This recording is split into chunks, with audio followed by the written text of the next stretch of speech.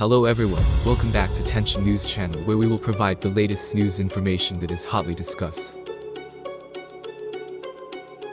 The war deck Russia and Ukraine is in full swing.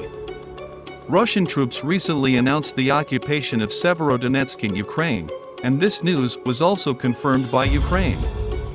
This Ukrainian city on the battlefield had a strategic importance. It is known about wars that an invasion does not take place entirely in a day, because there is always resistance in the occupied territories. This is the case not only for today, but also in the history of the war. He continues to fight heroically in Ukraine from the first day of the war against Russian forces to this day. Ukrainian President Zelensky has become a good symbol in this sense. Although Russia is continuing its progress in Ukraine, Ukrainian troops are also causing unimaginable damage to the Russians. A Chernomornovtiga's drilling platform in the Black Sea has been shelled by Ukrainian troops, a spokesman for Crimea's emergency services said in a recent statement. There were no fatalities in the incident, but one person was injured. It is estimated that Ukraine carried out this missile bombardment in retaliation for its occupied city. During the shelling, a missile hit the drilling rig and blew a hole of about 5 meters on the helipad in the area. Drilling platforms in the region had previously been bombed by Ukrainian forces.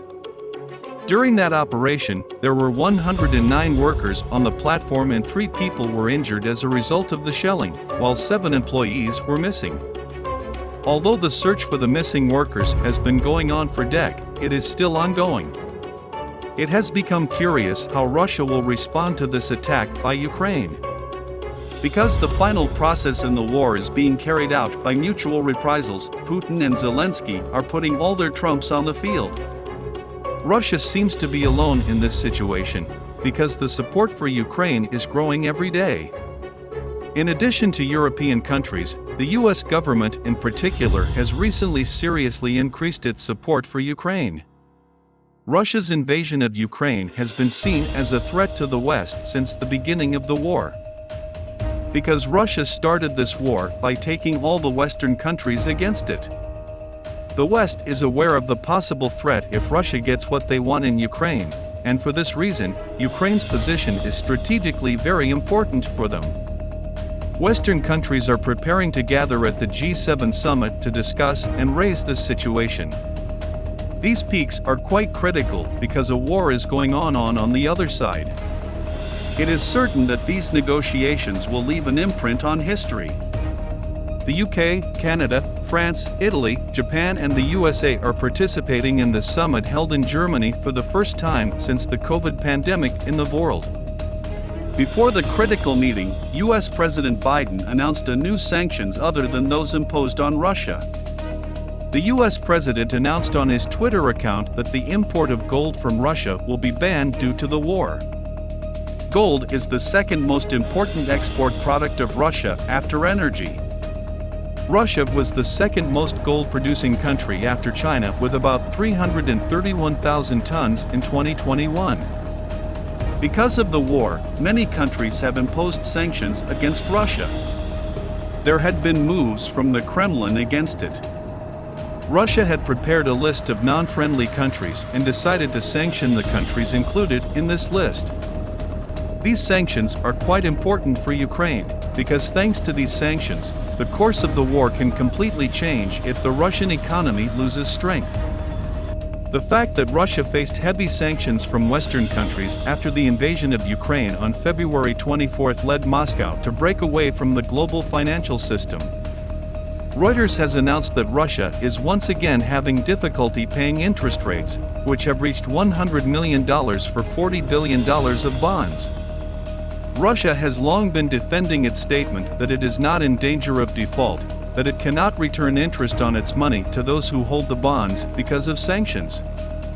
The U.S. Department of Finance had revoked its bond-paying license on May 25. The revoked license allowed Russia to pay interest and payments to American bond investors. Following this U.S. move, Moscow was in danger of defaulting on its inability to pay its bonds for the first time since the Russian Revolution. So what does it mean to officially default? Let's tell you a little about it. A country that has officially defaulted cannot borrow internationally. They planned this before the invading Russians entered the war. For this reason, a default does not seem to be a great danger to Russia at the moment, but a default will significantly increase the cost of Moscow's borrowing in the future. The US support for Ukraine is not limited to these. It has been suggested that soldiers from the US Army have been training Ukrainian soldiers on the battlefield for some time. A CIA and NATO-linked commando network that manages arms shipments and military training to Ukraine has been set up, officials have admitted. A report published by the New York Times on June 25 emphasizes that Ukraine's ability to resist, which has been crushed in terms of its weapon strength in the face of the Russian army, depends on future assistance from the United States and its Western allies. The article, based on the statements of US and European officials on the mission, says that a network of secret commandos has been flocking to the country to supply weapons, intelligence, and training. July, a network of secret commandos has been flocking to the country to supply weapons, intelligence, and training.